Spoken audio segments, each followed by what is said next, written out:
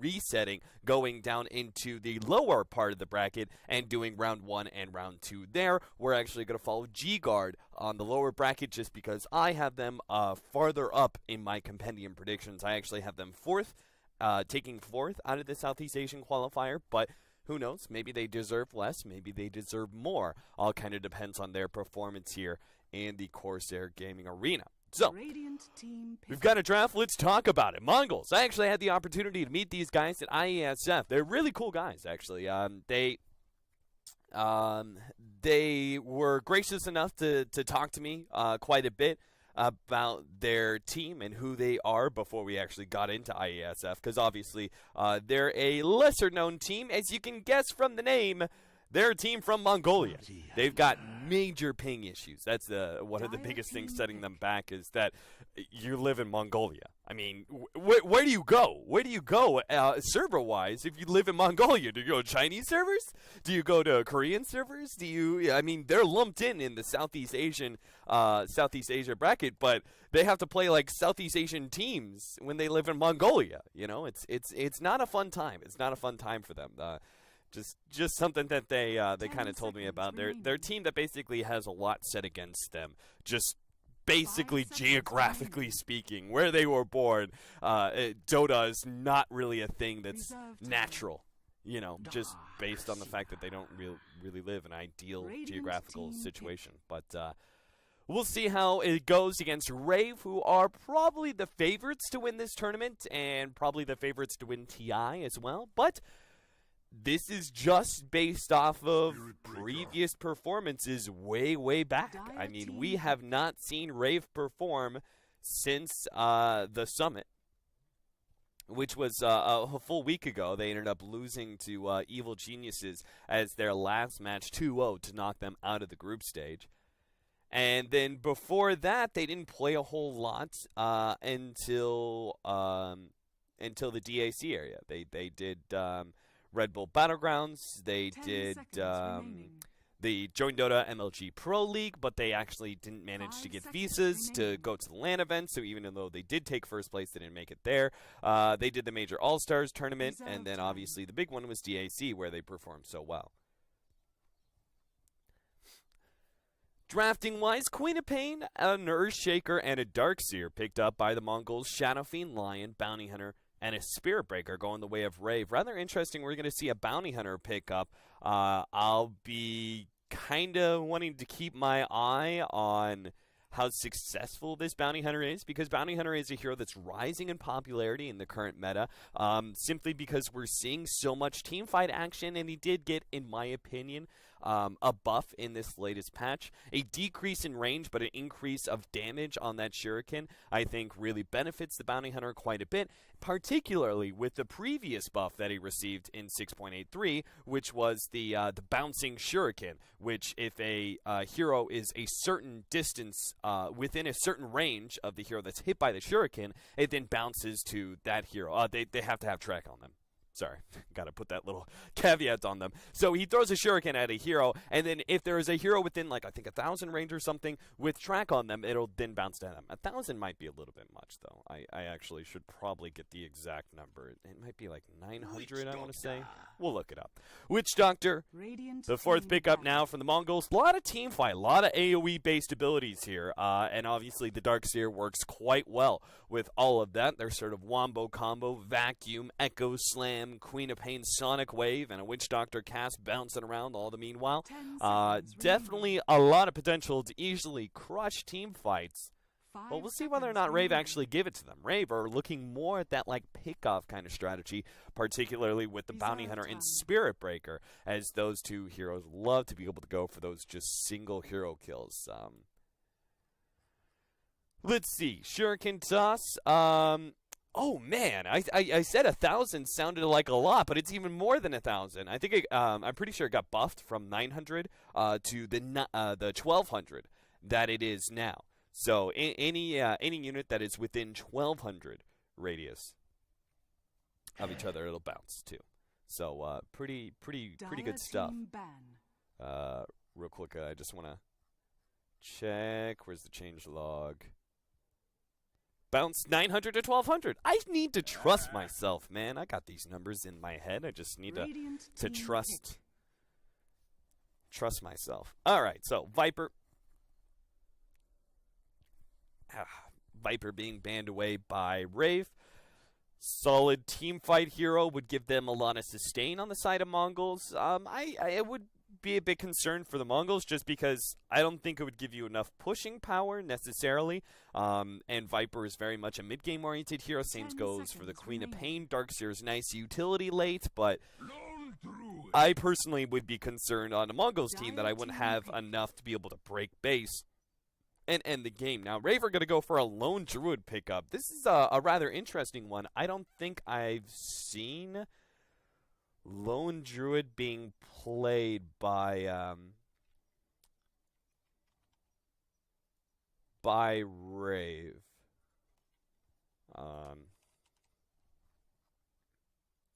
10 seconds remaining. They've played it twice. Okay, they played it twice. 5 seconds Maybe I just remaining. missed those two games. So they have played it before. They're 1-1 with it. So not particularly impressive performance, but potentially making it 2-1 here. Rave, I guess, looking at it, safe lane lone druids, the Spirit Breaker and Bounty Hunter probably going to be roaming around quite a bit, sharing that off lane. Bounty Hunter in particular is going to be the 4 position, most likely, moving the most around the map, and Spirit Breaker will probably get a couple of levels before he starts moving around. And obviously our SF as a mid. Now Razor is going to be picked up by the Mongolz. Love this pickup. I think that it's the better option than Viper, actually. Despite the fact that Viper is a bit more popular in the current meta, I think Razor gives you the kind of potential pushing power that you need and has a little bit more late game possibilities in case this game doesn't end by 35-40 minutes. So, getting into our first game of the day here. Sorry guys, I just got to switch up a couple things.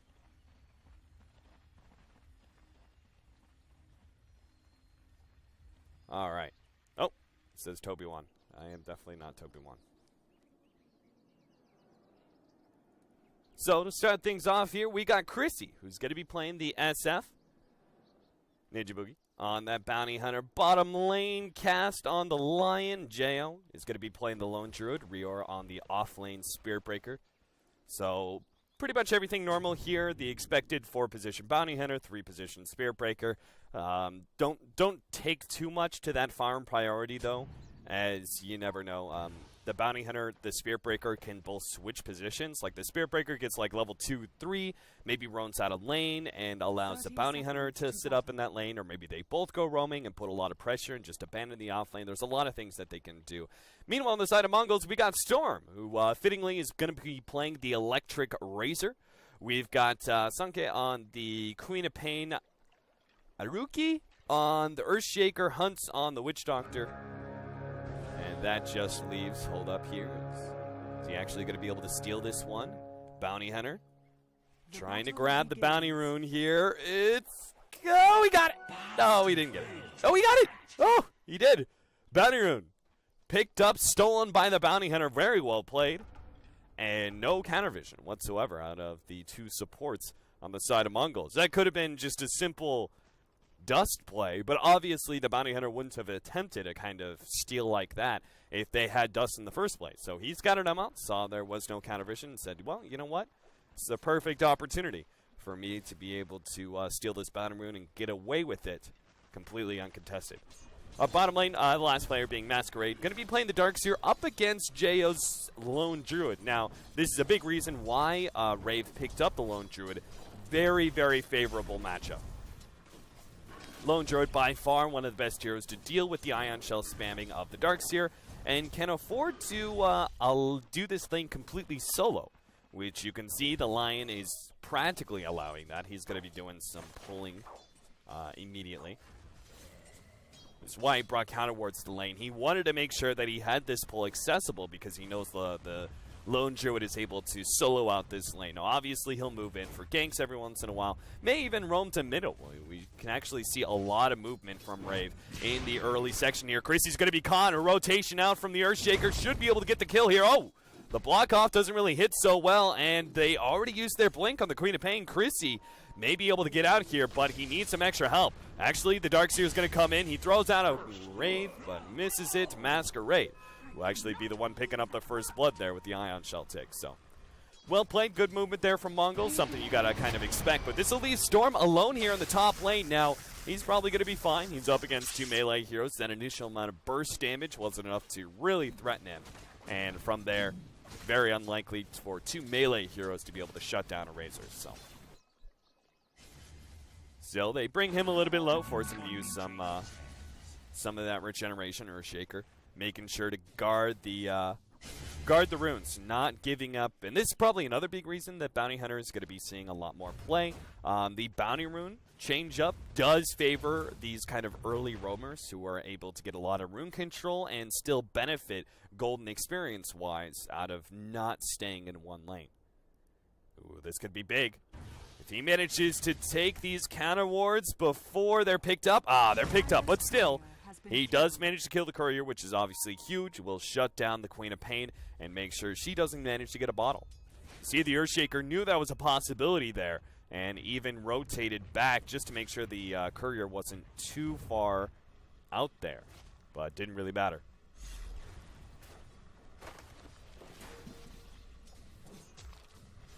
All right, Darkseer, this is the danger of pulling, of course, with the line. You could do it maybe in the first 2 minutes, but after this, Darkseer is going to interrupt you every single time you go for this. Nice steal. Cass managed to get the big Centaur, the small one, going over the Darkseer.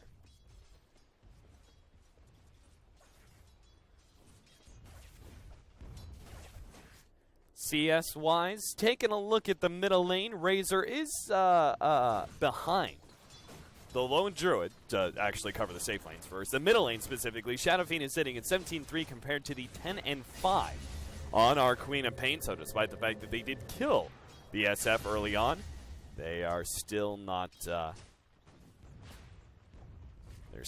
winning the lane. It comes to network top. Ooh, they do manage to get to a lot of damage stolen out from that Bounty Hunter. They'll turn it on to Rior as best as possible, but unable to finish off Spiritbreaker. Just too tanky to physical damage. And I guess, despite the fact that he is a melee hero, that is one thing that Spiritbreaker has an advantage, I guess, against a Razor. Razor is primarily physical damage, especially if you're dealing with a close quarters hero where Plasma Field isn't able to do as much. So his natural tankiness, despite the fact that, yes, he's a melee hero and was susceptible to having his damage stolen, he is at least able to tank up a lot of that damage, which is natural high amount of armor and HP.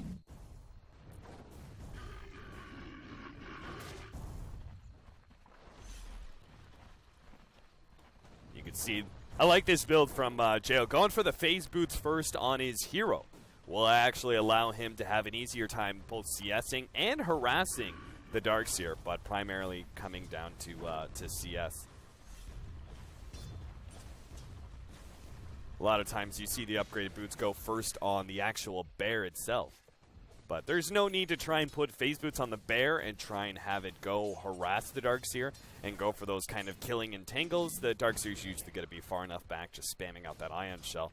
Not going to be real easily threatened. Plus, he's naturally tanky, so. Chrissy feeling some damage here. He is going to be dropping a bit low, but the Impale turnaround and a blast from the SF will manage to get the counter kill there. So, thought they could put some pressure on the SF, but again, said this early on, Cass can afford to roam into that middle lane, thanks to the fact that he's really just not needed at bottom.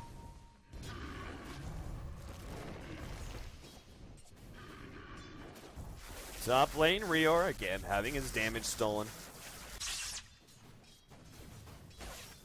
But not really in any real danger. Oh! Pick off on the courier. We've seen just as many courier kills now as we have actual hero kills. The roaming bounty hunter doing work, finding those flying little menaces. Now, they did just spot out the bounty hunter there at the last half second of the counter ward. Lay down a fresh one. Won't be able to catch him out, though.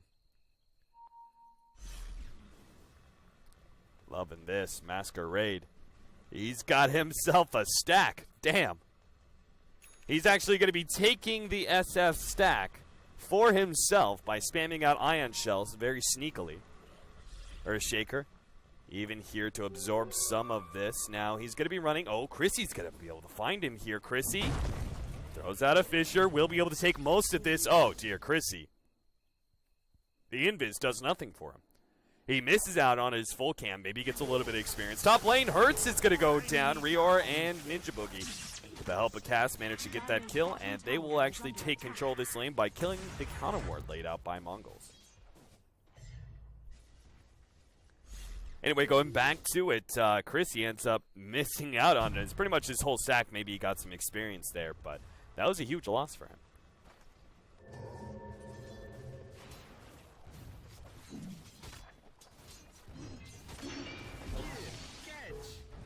Rior feels a little bit of damage. They're going to go for the counter ward here, but immediately charge onto Hunts. Who cares if you lose the counter ward if you can get a support kill out of it?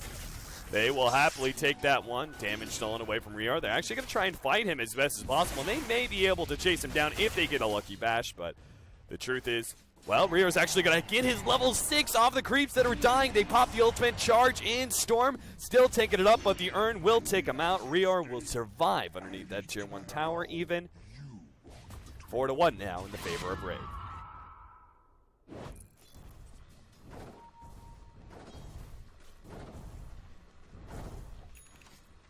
Things started off fine for the Mongolians, but have turned a bit sour here in the last few minutes as the CS lead rapidly growing to the favor of Rave, plus the kills going their way as well. That top dueling proved to be pretty damn effective, and this is going to be really bad because you decided to run kind of a greedy roaming 4 position in the Bounty Hunter, and it's very important that, bottom lane, bye-bye jail.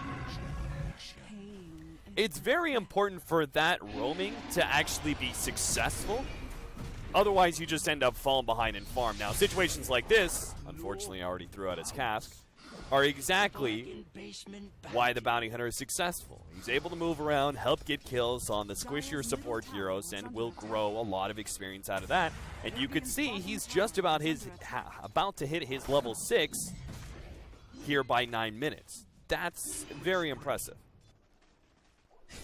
For a roaming Bounty Hunter who really didn't sit in lane too much, didn't sap too much experience, level 6 by 9 minutes just means that Bounty Hunter is going to be even more effective now in the next 10 to 15 minutes. I mean, that track hold can potentially start stockpiling up. Darkseer's going to be caught here, stunned up. The ultimate coming out from Rior to make sure he does stay there. Maybe not. Chrissy, turn around, help get the raise. Yeah, he gets them. Chrissy, a 180 raise to get the kill on the Darkseer. Great pick off there for Rave. Bottom tower is under attack.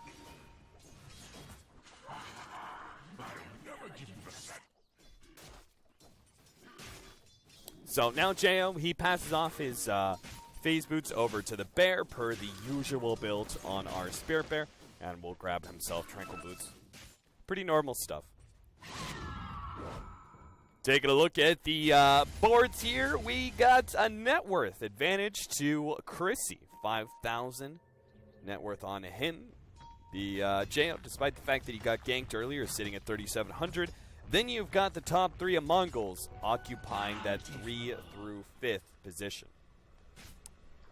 Masquerade, who just used a surge, is going to be in a bad position here. Nice vacuum uphill, though. Even if he does get caught by Rior, it may, well, I'm not going to say worth it because it's a track kill to 4 people.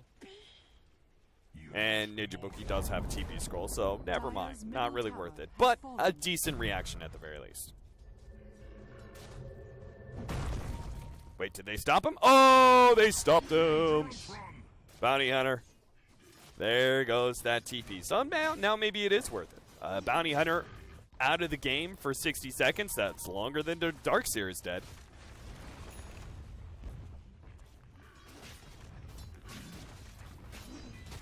Tranquil Boots, Soul Ring up for our support Earthshaker. Kind of everything you need. Tier 1 tower will end up falling in the bottom lane. But that TP cancel comes at a price. Obviously, they had vision of the Bounty Hunter. So they do scout out where the ward is. You can see the courier going to the side shop there to be able to get up that TP scroll so Bounty Hunter can get himself out of there. Earthshaker, go for him. I wonder if he's got the timing down on his head. Because you should probably know, the moment that TP scroll is off cooldown, he's probably going to try and TP out. So maybe you don't even need vision. Of course, Rave actually have vision of Mongolz here, so he will be able to make the TP out thanks to this ward right here. Feeling completely safe. Radiant's bottom tower is under attack. Heals build being picked up by Christie. No mech BKB for this game. And I think you're going to see a declining popularity of the mech BKB build on the SF, particularly with the recent heavy nerfs to mech, now being a 60-second cooldown, 225 mana cost as well, was already kind of hurting the mech pickup on cores. That 60-second cooldown is going to be a significant loss. Masquerade, he surges right through, and they are going to be able to charge him here. And nobody from Mongolz is going to be able to respond fast enough. The Finger of Death gets laid out. Two different tracks. Oh, they actually run into the Queen of Pain here. He's going to try and turn around and get cast, but a Hex will stop him. They do have another blink up in a second, and will be able to go for the kill. Sonic Wave to finish him off, but the charge is the turnaround here as Storm comes in trying to upset the loss there. The Queen of Pain, they're going out of Reor, the tankiest of the three heroes. Meanwhile, Earthshaker being locked down. The SF lets loose the ultimate from behind, gets the Witch Doctor kill, going in, gets the Earthshaker as well. Now Storm's gonna fall. Oh, God. It's a wipe. They lose the Lion, and they get everything. Wipe the full 5-mana Mongolz, and 4 of those were track kills. Good God, I don't even want to look at that gold chain.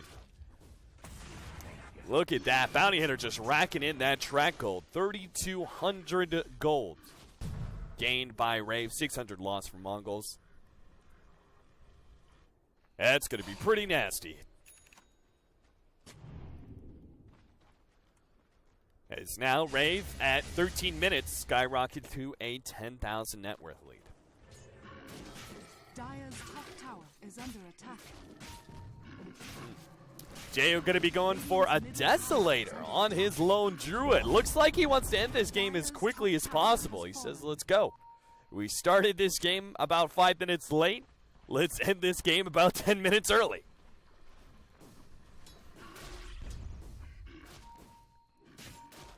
This is definitely not your typical lone Druid build, but I think Jayo probably just feels so far ahead that he's saying, you know what, I can afford to go something like this. We'll just knock down towers, take Roshan really easily, and probably be able to end this game, I would say, a good 10 minutes faster than you normally would. Maybe not that much, maybe more like 5 minutes.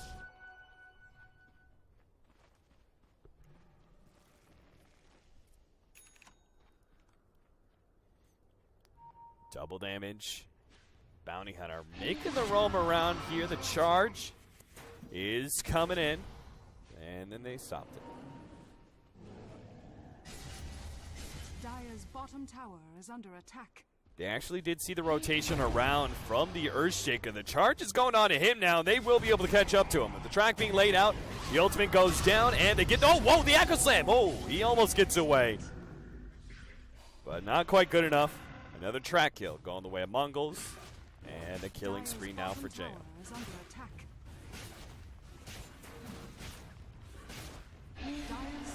Another charge in. Hunt's on the front line. Not sure why, but he was there. Now Masquerade's going to be caught. Of course, there's an entangle. Killing spree for Reor. Dominating streak for Jayo as they take that tier 2 tower. Do they go middle and take the tier 2 there? I think so. Back up, take Roshan, go uphill. It is a nice, clean rinse and repeat. Very procedural push for Rave. Oh, and they're actually going to go Roshan and then the tier 2.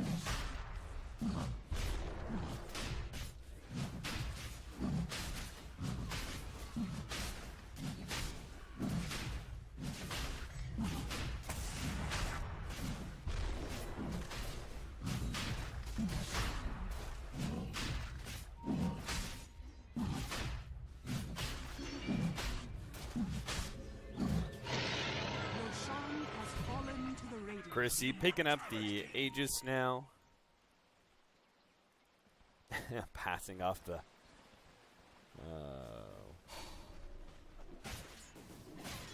I wonder why he does that.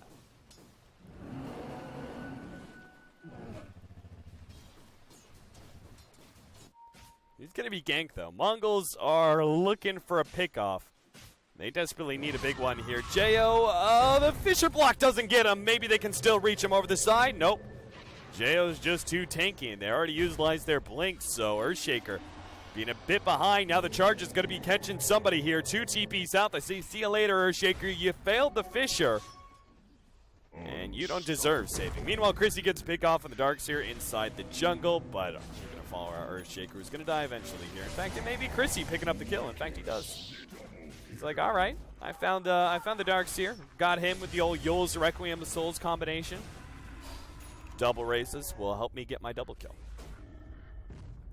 Now sitting at 3,700 gold on Chrissy. He can get himself a BKB right away. Blink, Yul's, BKB, pretty standard build on SS.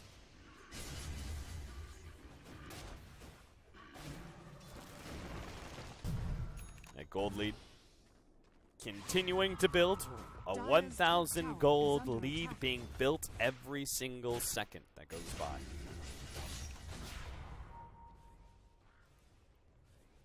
Wow. Wow, wow, wow, wow, wow. Bounty Hunter picking up Guardian Greaves. Okay. That's something. Is this going to be like a full support utility Bounty Hunter? Is he going to go Solar Crest next with this chainmail? I think he is. So he goes for the Medallion of Courage into Solar Crest. Now, he's probably only goes Guardian Greaves first because he's far enough ahead to do so. We see Masquerade getting picked off. Nothing special going to come out of that pick-off, though.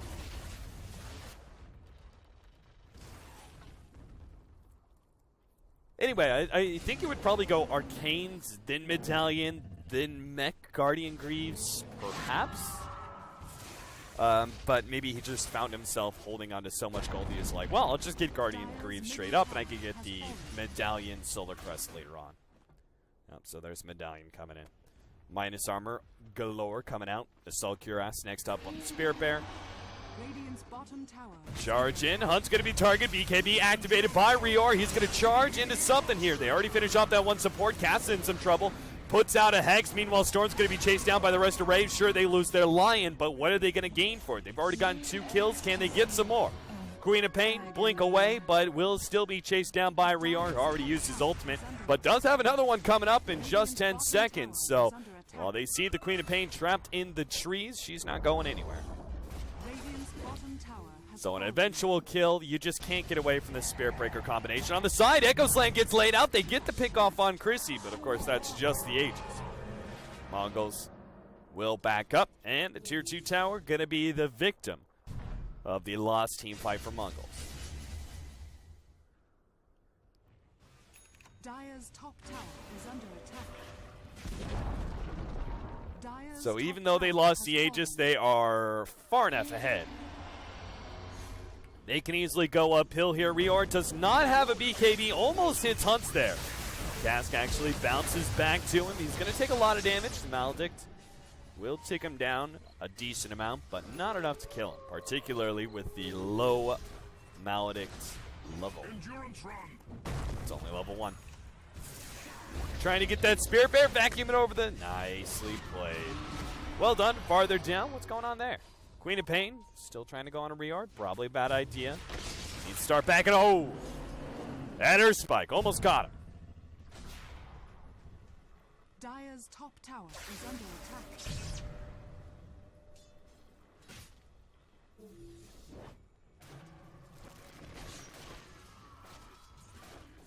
So when they put Solar Crest on the bear, Guardian Greaves only applies to heroes, right? Allied hero. Earthshaker is going to be bumped back and taken out. Rior pops BKB and will run himself away. Masquerade actually trying to catch up for a good vacuum, but they're just too far out of the base, and Mongols will continue to try and play defense here. But Rave are not letting up. They're just going to keep on moving forward. Radiant's bottom tower is under attack. It's 22-4, 21 minutes in. They've taken the tier 3 tower. Top lane, a little bit of split pushing here by Jo, but still expecting the initiation to happen in this middle lane. Rave. They're definitely tanky enough and farmed enough to be able to take a 5 versus 5 against Mongolz, but pushing uphill is another story entirely.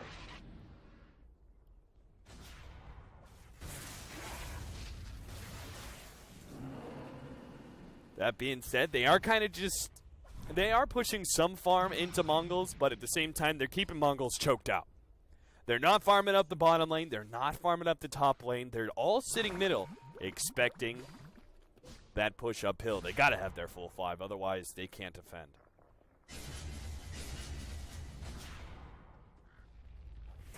So if Rave wanted to, they could put a hero down at bottom lane or top lane. Just one. Charge in, Reor pop of the BKB, goes straight for the Witch Doctor. Wants to make sure that Death Ward is not up. Meanwhile, Aruki is the target. Chrissy blows up Masquerade nice and quick. Queen of Pain going to be the next target, but no entangle. Well, there goes the entangle. And they will actually be able to finish her on. Not quite. Blink away, she's good, but either way, GG and Rave will be moving on to round 2. Not a terribly big surprise, but okay, Queen of Pain, you had your fun. Not a terribly big surprise. Mongolz trying to put up a fight. They got the first blood at least, but ever since then, Rave were winning the games.